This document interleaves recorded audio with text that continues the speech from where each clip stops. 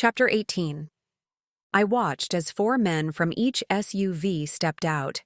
They were of Hispanic origin and dressed in lightweight clothing, which did nothing to conceal the heavy weaponry they were carrying. A frightened Dagor dug his nails into my arms. Seeing 20 men leering like they had the upper hand and knew it made me stiffen. Numbness to the situation unfolding was clouding my senses. I couldn't face death again. My hands fisted in a knot, waiting for the men to make their move. Dagor's face drained to ghost white. He stammered and stepped back a couple of steps, dragging me with him. Pierre and Katerina stood close by. Both had shifty eyes as if they were searching for the nearest exit. My eyes drifted to the middle SUV. There was someone still in there, but the windows were tinted to block the view. 20 men had guns, and Dagor was using me as a shield. What was one more scary, unseen man? A man with a goatee stood slightly in front of the rest of the pack. Drop your gun. Dagor dropped his gun immediately. It clattered to the ground. But you gave me more time. I pulled at the knots in the rope, hoping to free myself before anyone was the wiser. The boss decided you had long enough. The trophy is right there. He pointed at Katerina, who held the trophy behind her. Katerina scowled at Dagor. Hand it over, The man said. I was offered a lot of money to obtain this trophy, She said. Are you going to pay me? My eyes widened at her bold question. I would have thrown the trophy at them and ran for my life. Hand it over or we'll take it by force. Where's your boss? I want to speak with him, Katerina stated. Dagor growled under his breath. Shut up or you're going to get us killed. The man with the goatee smirked with a dark glint in his eyes. Dagor, you're already a dead man. Dagor shivered and became silent.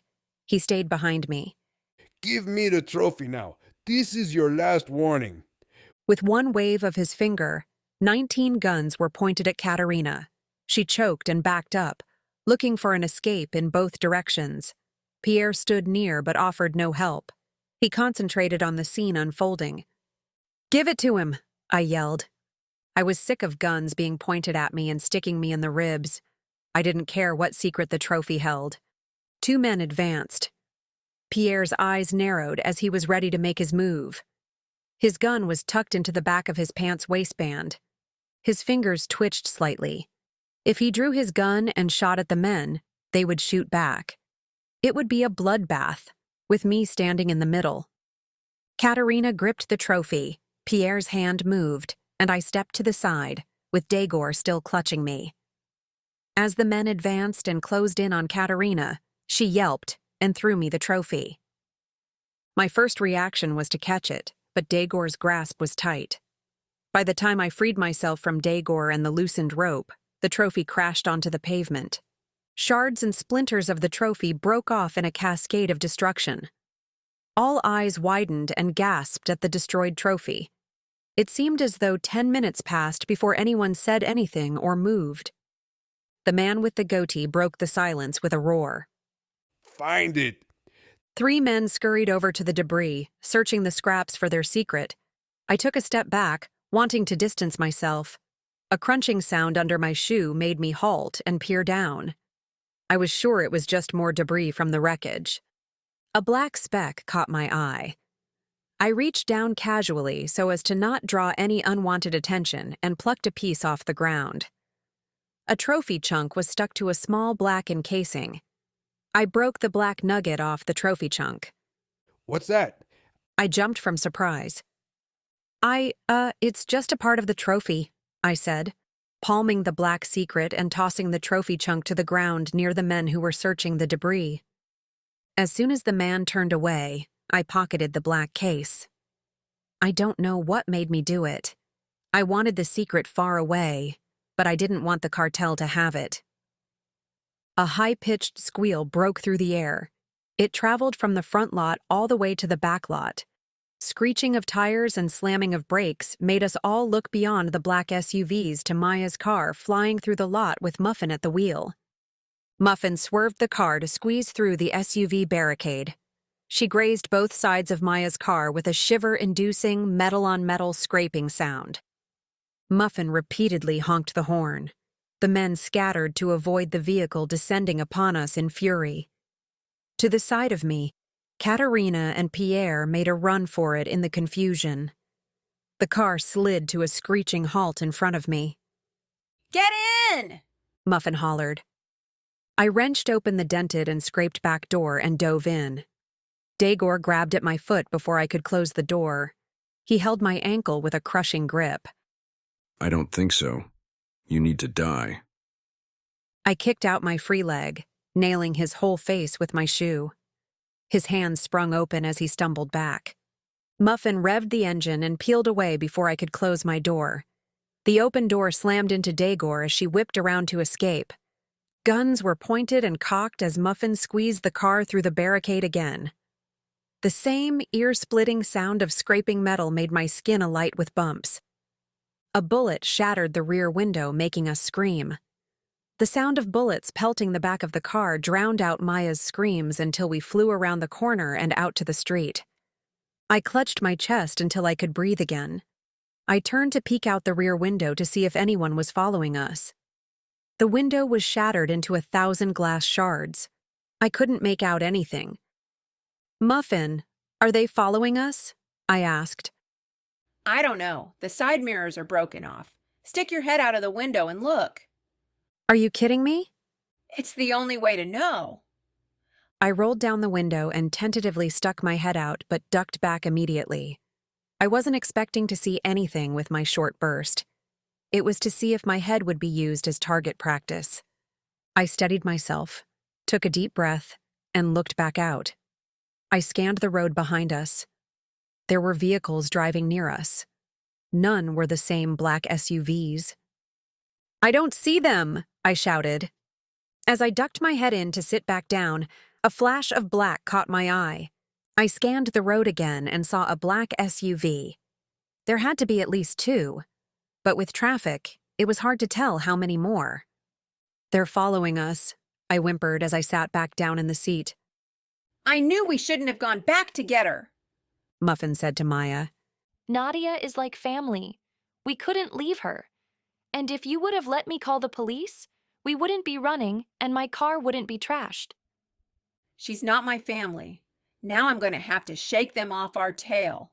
I didn't even get my cluckety chicken." "It should be easy to lose them," I said hopefully. "There are enough cars on the road to make it difficult to follow." Muffin grumbled something under her breath. I'll buy you 10 buckets of chicken when we're safe, Maya said. Muffin grinned. I'd never seen her grin before. It was a little frightening with her large, crooked teeth. At least she was a willing driver now. She sped up and raced through a yellow light, taking corners at supersonic speed. I slipped the black chunk out of my pocket. I couldn't help it. I had the secret in my hand, and I wanted to know what it was. It was smooth, except for a few trophy flecks still adhered to the coating. It wasn't rigid plastic or metal, more like a hardened gel coating. There was something inside. My fingers played with it, trying to move the gel away. "Look out the window and see if they're gone," Muffin said. I stretched my head out the window and scanned for black SUVs. Nothing. I sighed, and my normal heart rhythm resumed.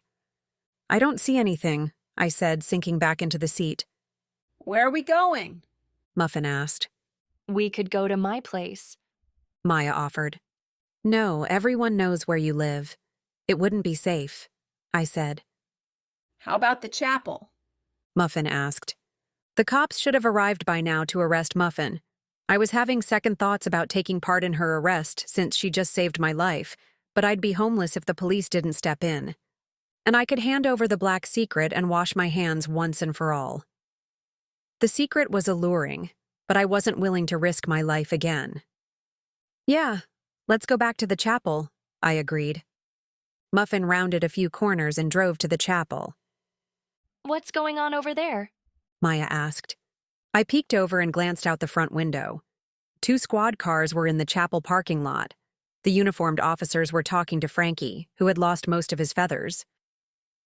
Muffin drove past the chapel parking lot as inconspicuously as possible, considering the car was riddled with bullet holes and had a shattered rear window. I watched as Frankie pointed to the third-floor window with his wing and then down to Lucille. I can't believe my husband called the cops just because I lost control of my axe for a moment. We're going to have a serious talk when I get my hands on him. When are you getting your inheritance? I asked. Then you can annul the marriage. These things take time. You don't happen to know how much money Frankie has, do you? I think I need a little to tide me over. The remodeling project will need some funds, too. I don't know anything about Frankie's finances. She shrugged. Where should we go? My first instinct was to find Grayson and Remy, but my groaning insides reminded me that was out of the question. I didn't know where to find David, and since Maya was with me, that was out of the question too. Sergio was my only option. Let's go to Sergio's place, I said. Muffin turned the next corner. Do you think he's home? I have no idea, but we can try. It's too bad the trophy was smashed. I wanted to know what the secret was. Yeah, too bad, I murmured as I turned the little black square in my fingers. I wasn't able to unravel the mystery in the time it took Muffin to drive to Sergio's apartment. She turned into the parking lot and searched for a spot. Do you think anyone will notice a bullet-ridden car parked here? She asked. There aren't too many parking options, I said. Once we're upstairs, we can keep a lookout to see if we've been spotted. Muffin parked the car, and we jumped out. Maya was first to see the car damage. She squeaked as her hand ran over several bullet holes and a gouge that trailed from bumper to bumper. Oh no! Muffin, can you open the trunk? Muffin popped the trunk open to find a rolled-up Persian rug. It was thick and beautiful, making me suspect Maya paid good money for it. Bullets had torn holes through it, making it as valuable as her beat-up car. Now I know why Nadia is still alive. Those bullets should have blown right through her seat and killed her, Muffin said matter-of-factly. My knees shifted and gummed as my eyes focused on each bullet lodged right behind my seat. Let's get inside, Muffin said, dragging a speechless Maya. I followed, watching to see if any SUVs lurked around the corner. We piled into the elevator, and Muffin punched the button with her finger. The three of us stared blankly at the elevator door, waiting for it to open. As soon as the elevator door opened, we dashed down the hall. Maya was first to knock on the door. We waited a minute before Muffin moved Maya out of the way and pounded on the door with her fist. If Sergio was home, he had to have heard the pounding. Should we wait here? Maya asked. I'll open it, Muffin said. We can't enter without Sergio, I argued. In case you haven't figured it out, we're hiding from the cartel. I'm going in with or without you. Muffin took a step back and rammed her shoulder into the door. The door pressed in but didn't break free. Muffin, wait! Maya cried. Hang on! I almost got this, She said, ramming the door again. I could hear the lock pop and wood splintering. Damn! One more time! Wait! Maya shrieked. Muffin rammed the door for the third time. The splintering wood near the locks gave way. The door flew open. Muffin, I had the key. Muffin peered down at Maya. You could have told me sooner. Why do you have Sergio's key? I asked. He gave it to me so I could get your party ready. I meant to give it back to him, but I forgot. Muffin was already scoping out Sergio's place. Damn, he still doesn't have any comfortable furniture. We're not staying long, I said. Why don't we take turns watching out the window? I think the bedroom may have the best parking lot view. I'll go first. The bed will be more comfortable than anything out here, Muffin said. I watched as she disappeared through the door. She didn't close it, but was at least out of sight. It would allow me to explore the little black square. As I listened to Bedspring's groan as Muffin made herself comfortable, I put my finger up to my lips to instruct Maya to be quiet. I slid the black square out of my pocket and laid it on the card table next to Sergio's laptop. Maya's eyes widened. What's that? She whispered. It was in the trophy, It's what everyone is searching for, I whispered back. Why don't you want Muffin to know? Because she's a con artist and wants to sell it. I have a feeling this is something that shouldn't be sold. I don't believe it. Muffin is harmless. Muffin is anything but harmless. Then what should we do? Open the black square and see what the mystery is about. Maya nodded with enthusiasm. I ran to find a knife. The kitchen was sparse pickings, but I was able to find a steak knife. Muffin heard me rummaging in the kitchen. Hey, bring me a snack! She hollered from the bedroom. Let me look. I don't think he has any food. Order me a pizza. You can't have a steak out without pizza. I hurried to the table. Maya, call and order a pizza. I don't have my phone. She dialed while I inspected the square's coating. If I sliced a little piece open, I should be able to tear the coating off. I didn't want to ruin whatever was inside, so I grazed the side with the knife. The knife bit into the black coating, though it took a bit of coaxing to break enough of it away for me to grab. I set the knife down and picked at the coating with my fingernails. At first it didn't give, but then my nail grabbed enough to tear just a little bit more. It revealed black hard plastic underneath. I tore the remaining coating off. There it was. The secret. Maya finished the pizza order and hung up. Her eyes never left my hands. What is it? She asked. It's some sort of memory card. Can you stick it into the computer? I think so, I said. But it was cooked in the oven. The files may be corrupted. However, it was in the middle of the trophy, so it may not have heated to the same temperature as the outside. Give it a try. I had never seen a memory card like this one before, but I wasn't computer savvy either. I turned on the laptop and searched for a spot to stick the memory card. A little slot on the side allowed the card to slip in and lock in place. Oh, no. Maya whispered. There's a password lock on the computer. Do you know his password? No, but we could try a few. Try his favorite food. She suggested. I don't know him well. I don't know what he likes. He likes you. She said. I'm not his password. Just try. I rolled my eyes and typed Nadia into the password field and hit enter. Nope, it didn't work. Keep trying. He has several pet names for you. I don't think he would use any of those. Just try. I typed in poker goddess, my queen, poker queen, little poker chip, Nadia Wolf. Nothing happened. Try poker princess. She said. I heard him call you that one time. I typed it in and hit enter, crossing my fingers that he didn't use something so ridiculously sappy. Not that his attention to me was as unwanted now as it had been previously. Without his goofy poker goddess worshipping, he was nearly normal. That didn't work either, Maya said. I thought for sure it would. I think I might know. I typed in Terminator and hit enter.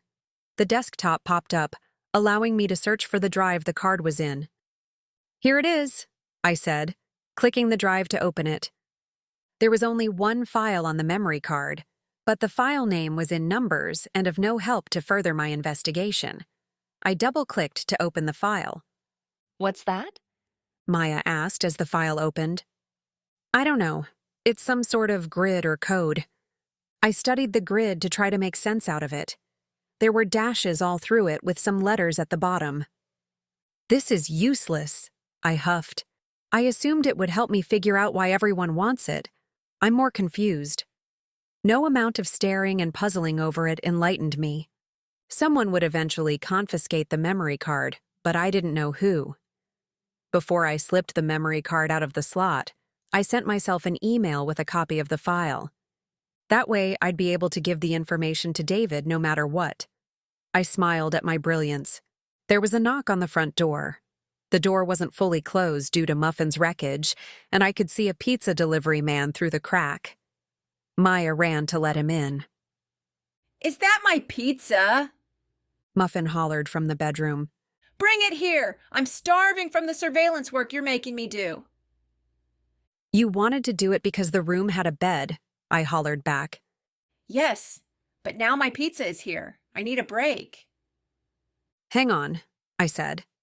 Maya paid the delivery driver while I carried the pizza to the bedroom and set it on the bed next to Muffin. How can you see out the window when you're lying down? I asked. I sit up and check every few minutes. It only takes a second to drive by. You could have missed them. Muffin shrugged and ripped into the pizza box. Hoping Sergio would come home soon, I stood by the window and peered down. The window was the perfect spot to get a wide view of the parking lot and building entrance. I hoped we hadn't missed anything. It was late, and the sun was setting rapidly.